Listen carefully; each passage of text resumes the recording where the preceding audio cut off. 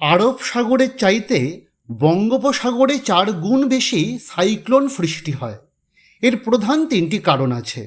1. জলের গভীরতা। বঙ্গোপসাগরের জলের গভীরতা কম হওয়ার জন্য এখানকার শ্যালো ওয়াটার খুব দ্রুত গরম হয়ে ওঠে, যা সাইক্লোন সৃষ্টির ক্ষেত্রে অন্যতম প্রধান কারণ। 2. আয়তন।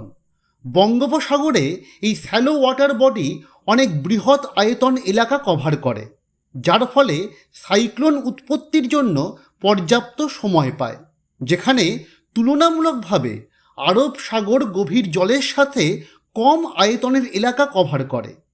3. আকৃতি।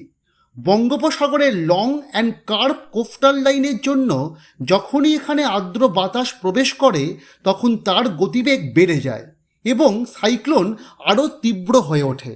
এছাড়া সাইক্লোন সৃষ্টির জন্য 30 ডিগ্রি সেলসিয়াসের কাছাকাছি তাপমাত্রা প্রয়োজন পড়ে। বঙ্গোপসাগরে সারা বছরই তাপমাত্রা থাকে 28 ডিগ্রি সেলসিয়াসের কাছাকাছি। তাই বঙ্গোপসাগরে এত বেশি সাইক্লোন সৃষ্টি হয়।